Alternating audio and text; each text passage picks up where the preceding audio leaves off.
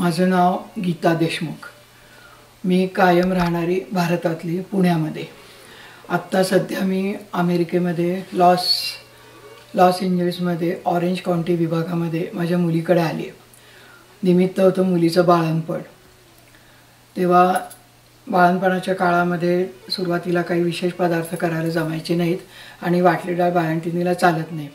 त्यामुळे आता जायच्या आधी एक 8 दिवस माझ्या जावयाने ही कल्पना मला सांगितली की काकू तुम्ही हा पदार्थ करा आणि मी त्याचं व्हिडिओ शूटिंग करतो। त्याच्यामुळे मग मी या गोष्टीला तयार झाले, कारण या गोष्टीची आपल्याला सवय नसते। स्वयंपाकाची आवड म्हणाल तर मला कॉलेजपर्यंत तर मला कधी स्वयंपाकघरात शिरून काही स्वयंपाक करायची कधी वेळ आली नाही, कारण आमचं एकत्र कुटुंब होतं। आधी आई होती, बहिणी होत्या, बहीण होती माझी, त्यामुळे मला डायरेक्ट कधी स्वयंपाकामध्ये कधी काम करायची वेळ आली नाही।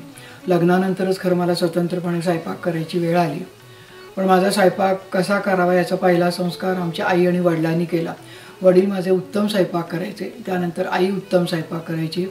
आईच्या शेवटच्या म्हातारपणाच्या काळामध्ये आम्ही आईला खुर्चीत बसवायचो आणि स्वयंपाकघरामध्ये ओट्यावर आम्ही एक एक पदार्थ आईला विचारून पदार्थ करायचो आणि त्याच्यातून मी एक एक शिकत गेले। त्यानंतर मोठ्या वहिनी, दुसऱ्या नाशिकची वहिनी, औरंगाबादची वहिनी, माझी बहीण, आता सुना यांच्याकडून नवीन नवीन पदार्थ आम्ही शिकत असतो आणि करून बघत असतो। त्यानंतर आजकाल टीव्हीवर जे अनेक खाण्याचे शोज दाखवले जातात त्याच्यातून सुद्धा आपल्याला खूप नवीन नवीन पदार्थ कळतात, ते करण्याची प्रेरणा मिळते। खूपसे पदार्थ चांगले जमतात, काही पदार्थ मात्र नाही जमत। आत्ता बाळंतपणाच्या काळात सुद्धा मुलीला खूप मी अनेक प्रकारच्या खिरी, वेगवेगळे पौष्टिक लाडू, त्याच्यानंतर चांगला सकस पौष्टिक आणि जीवनसत्वयुक्त आहार, त्यामुळे अनेक पदार्थ मी करून पाहिले। त्याच्यामुळे आणि स्वयंपाकाची मला पहिल्यापासूनच आवड आहे। म्हणजे माझा एक आनंदाचा विषय आहे की आपण स्वयंपाक आपल्या हाताने करायचा आणि जो येईल त्याला जेवायला खायला घालायचं। म्हणजे जेवायला खायला घालणं हाच माझा आनंदाचा विषय आहे। त्याच्यामुळे माझं जागेच्या बाबतीत सुद्धा होतं। सुरुवातीच्या काळात आम्हाला खूप जागा भाड्याने बदलाव्या लागल्या, तर त्या प्रत्येक वास्तू बघताना मला एकच वाटायचं की या वास्तूतून आपल्या खूप माणसं अनेक निमित्ताने येऊन जेवून खाऊन गेली पाहिजेत। तर आत्तापर्यंत सगळ्या वास्तूंमध्ये अनेक कार्यक्रम झाले, अनेक निमित्त झाली, त्या अनेक निमित्ताने अनेक माणसं जेवून खाऊन गेली। त्यामुळे आता मी स्वयंपाक याविषयी समाधानी आहे, तृप्त आहे। माझ्या सगळ्या नातेवाईक, महिला, मैत्रिणी, TV शोज, मासिकातून येणाऱ्या रेसिपीज या सगळ्यांचा मला खूप उपयोग झाला। त्यामुळे स्वयंपाकामध्ये वैविध्य आलं, चवीमध्ये वैविध्य आलं। तोच पदार्थ पण अनेक प्रकारे आपण करू शकतो, चवीतही बदल होतो, हा पण नवीन शोध लागला आणि एक वेगळाच आनंद त्यातून। आज जो मी पदार्थ करून दाखवणार आहे त्याचं नाव आहे माणिक मोती। त्याची घटक पदार्थ असे आहेत: हरभऱ्याची डाळ, ती 7-8 तास भिजत घालायची। त्याच्यानंतर अर्धा वाटी साबुदाणा भिजत घालायचा, आपण खिचडीला घालतो तसा, आणि पाव वाटी दाण्याचं कूट, हिरवी मिरची, कोथिंबीर, जिरं, हळद, हिंग, तेलाची फोडणी। सुरुवातीला 7-8 तास हरभऱ्याची डाळ भिजत घालायची, त्यानंतर ती उपसायची। उपसल्यानंतर त्याच्यामध्ये थोडी हिंग, हळद, कोथिंबीर, जिरं, हिरवी मिरची असं घालून मिक्सरला ती बारीक करायची। त्यानंतर 60 टेबलस्पून तेलाची फोडणी करून नेहमीसारखी फोडणी करायची। त्यात मोहरी, जिरं, हिंग, हळद, कढीपत्ता, वाटलं तर एखादी मिरची किंवा थोडंसं तांबडं तिखट। त्यानंतर मिक्सरमधून वाटलेली डाळ परतायची। 5-6 वाफा दिल्यानंतर भिजवलेला साबुदाणा त्यात घालायचा। त्यानंतर साबुदाण्याचे निम्मा म्हणजे पाव वाटी दाण्याचं कूट घालायचं। त्यानंतर मीठ आणि साखर घालून 2 वाफा द्यायच्या। होत आलं की 2-3 चमचे ओला नारळ घालायचा। त्यानंतर कोथिंबीर घालायची आणि सर्वात शेवटी 1-2 चमचे चहाचे 1-2 चमचे साजूक तूप घालायचं आणि त्यानंतर गॅस बंद करायचा की आपला माणिक मोती पदार्थ तयार। माणिक मोती याचा अर्थ माणिक म्हणजे पिवळे आणि मोती म्हणजे साबुदाणा मोती आणि हरभऱ्याची डाळ म्हणजे माणिक, त्यामुळे तो माणिक मोती हा पदार्थ म्हटला तो पोह्यासारखा पण खाता येतो किंवा कुठल्या कार्यक्रमासाठी आपल्या जेवणाचा कार्यक्रम असेल तर त्या डावी बाजू म्हणूनही याचा उपयोग होऊ शकतो। माझ्या वहिनीने मला सांगितलं, माझ्या मुली पूर्वी लहान असताना दरवर्षी भोंडले असायचे, तर दरवर्षी भोंडल्याला काय पदार्थ करायचा या कल्पनेतून तिला मी पत्र पाठवून विचारलं, तेव्हा तिने मला माणिक मोती नावाचा पदार्थ सांगितला। वास्तविकता हा वाटली डाळच आहे। पूर्वी मक्याचे दाणे घालून वाटली डाळ केली जायची, तसं आता हा साबुदाणा घालून केला आणि साबुदाण्यामुळे त्या वाटली डाळीला मवारी येते, मऊपणा येतो। त्यामुळे पदार्थ मऊसर होतो, चविष्ट होतो आणि दिसायला पण चांगला. आणि मुख्य मुलींना तो ओळखताच आला नाही. माणिक मोती म्हणजे काय याची कल्पनाच कोणाला येत नव्हती. त्यामुळे शेवटी मग आम्ही सांगितलं काय पदार्थ केला आहे आणि त्यानंतर मग आता तो आमच्या बऱ्याच कार्यक्रमातून माणिक मोती नेहमी केला जातो. या पदार्थाचं वैशिष्ट्य सांगायचं तर एक तर नाविन्यपूर्ण आहे. आत्तापर्यंत सगळीकडे मक्याचे दाणे घालून वाटली डाळ केली जायची किंवा नुसती वाटली डाळ केली जायची, पण हे साबुदाणा सहित वाटली डाळ हा पहिल्यांदाच मला प्रकार माहिती झाला. आणि पोषण मूल्याचा विचार केला तर साबुदाण्यामध्ये कार्बोहायड्रेट्स असतात आणि हरभऱ्याच्या डाळीमध्ये प्रोटीन्स असतात. त्याच्यानंतर नारळ असतो, शेवटी साजूक तूप असतं. त्यामुळे एकूणच पदार्थाला मावारी येते आणि खायला पण तो चांगला, म्हणजे पोह्याला पर्याय म्हणून सुद्धा या पदार्थाचा विचार होऊ शकतो. पूर्वीच्या काळी डोहाळे जेवण, केळवण किंवा खास करून काही पाहुणे जेवायला येणार असले तर वाटी डाळ डाव्या बाजूला कायम असायची, पाटवड्या असायच्या. तसा हा पदार्थ आमच्याकडे कुठलाही कार्यक्रम असला तर माणिक मोती हा पदार्थ कायम असतो. आता सगळ्यांना त्याची इतकी सवय झाली की प्रत्येकजण आल्यावर विचारत, तुझा माणिक मोती पदार्थ आहे ना गं, म्हणजे मग आम्हाला काही प्रॉब्लेम नाही. अशा तऱ्हेने हा पदार्थ आमच्या घरामध्ये सामील झाला. स्वच्छ धुवायची 3-4 वेळा आणि त्यानंतर 1 वाटी डाळीला 4-5 वाट्या पाणी घालून भिजत ठेवायची, साधारण 7 ते 8 तास.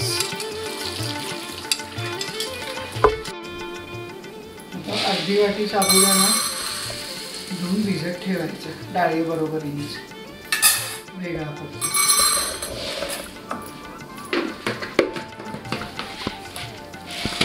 आपण खिचडीला भिजवतो तसा धुवून भिजत ठेवायचं. साबुदाण्याच्या खिचडीसाठी एवढं पाणी ठेवतो आणि साबुदाणा पण डाळीसारखा चांगला धुवून घ्यायचा. हा, चांगला 3-4 वेळा धुवून त्याची हे काढून टाकायची स्टार्च.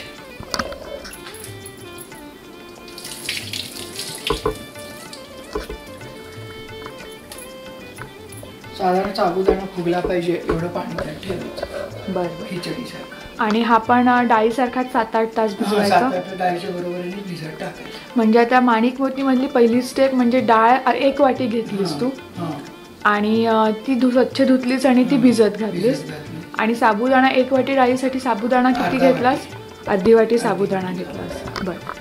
आणि तो पण आता तू भिजत ठेवणार चांगला धुवून. खिचडीला आपण जेवढं पाणी ठेवतो साबुदाण्यात तेवढं पाणी ठेवतो भिजवायचं. बरं. आणि आता हे तू आत्ता सकाळचे 11 वाजले, आता 11ला भिजवलं की आता ह्याचा 5 वाजता काढलं. बरं, म्हणजे अंदाजे 6 ते 7 तास भिजवायचं.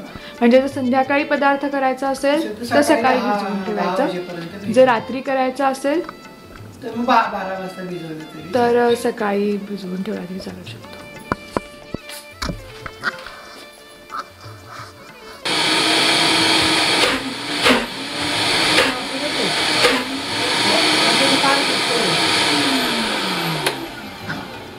सुरुवातीला नेहमीसारखी तेलाची फोडणी करायची.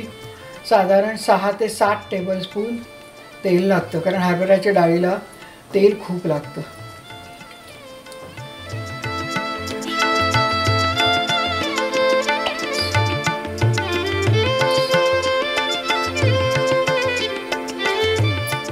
तेल व्यवस्थित घातलं म्हणजे खाताना याचा घशामध्ये गचका बसत नाही, म्हणून तेल जास्त लागतं.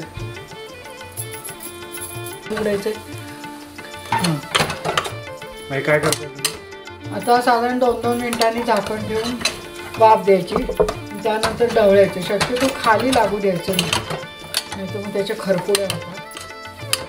मधून मधून झाकण काढल्यानंतर पाणी हे करावं लागतं, घालावं लागतं? नाही, पाणी नाही घालायचं. पाणी न घालता फक्त हलवायचं. हां, फक्त वाफा द्यायची.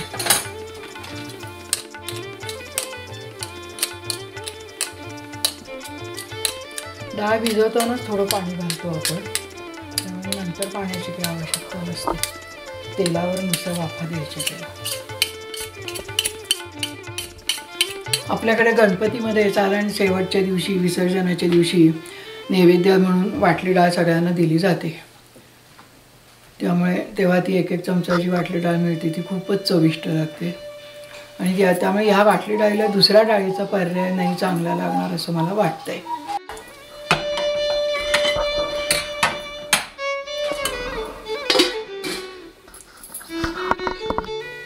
मग डाळ भिजवल्यापासून करेपर्यंत त्याला किती वेळ लागतो? डाळ भिजवायला काय 5-10 मिनटं लागतात. साधारण 7-8 तास डाळ भिजली गेली पाहिजे, म्हणजे ती चांगली शिजते तेलाबरोबर.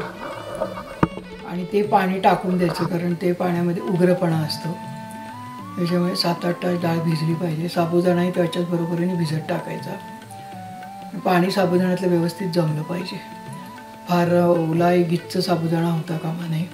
त्याचे दाणे असे मोकळे मोकळे राहिले पाहिजे इतपत पाणी ठेवायचं. कारण अर्धी वाटी साबुदाणा असल्यामुळे साधारण हा असा कोरडा साबुदाणा झाला पाहिजे. आपण खिचडीला जसं करतो त्या प्रमाणात त्यात पाणी ठेवायचं. 2-3दा धुवायचा साबुदाणा आधी, आणि मग हा असा मोकळा दिसला पाहिजे.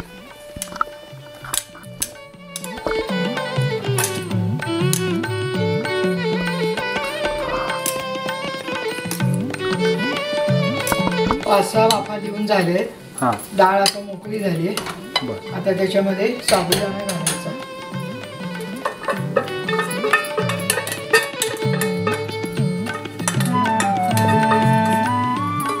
आणि साबुदाण्यानंतर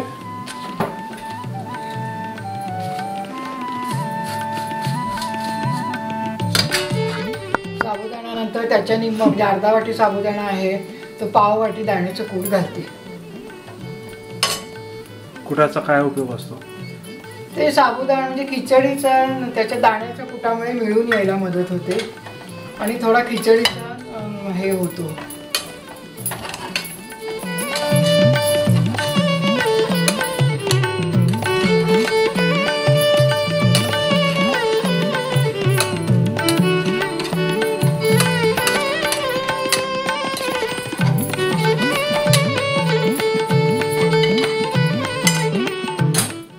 सगळ्याकडे बघून मीठ घालायचं.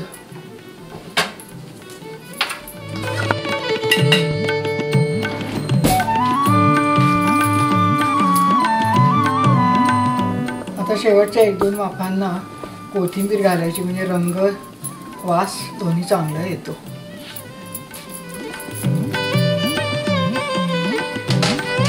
सजावटीला अजून काही घालता नाही, आता साजूक तूप घालायचं. सुरुवातीला वाटणामध्ये आपण कोथिंबीर घातलेलीच आहे. शिवाय आता ही शिजत असताना शेवटच्या 2 वाफांना कोथिंबीर घालायची, म्हणजे रंगही चांगला येतो आणि चव पण चांगली.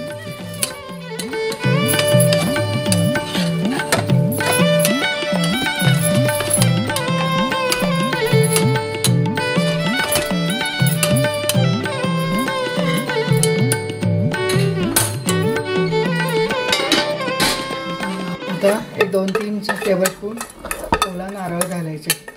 नारळामुळे पदार्थाला मवारी येते आणि चव चांगली लागते.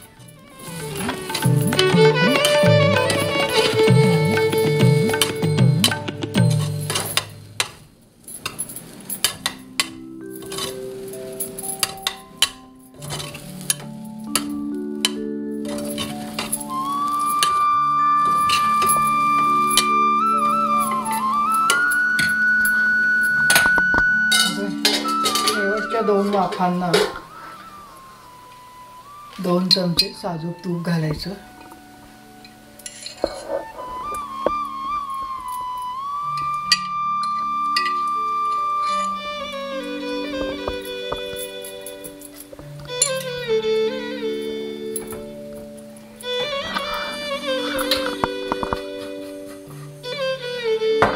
तुपाचा फायदा काय? तुपामुळे मवारी यायला मदत होते आणि साबुदाणा आणि दाण्याचं कूट असल्यामुळे तुपाचा स्वाद चांगला येतो.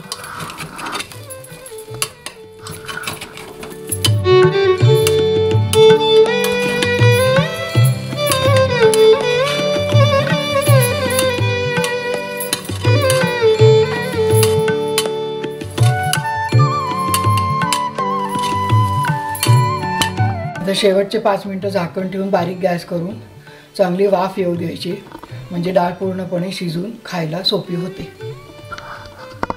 पुन्हा हात लावून मऊ झालेली तेवढी पाहायची आणि त्यानंतर मग बाउलमध्ये काढायची.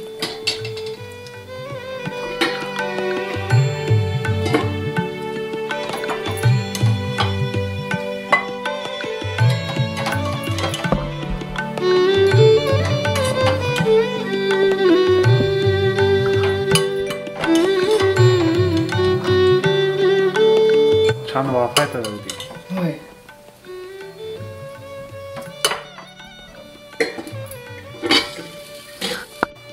वरून थोडासा नारळ आणि कोथिंबीर आणि लिंबाची फोड घेऊन सजावट करायची की आपले माणिक मोती पदार्थ तयार झाले.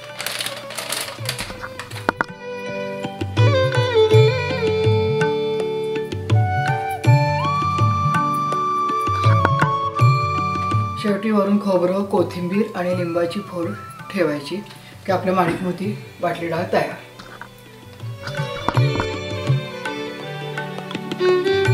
कशी झाली सांगा बरं.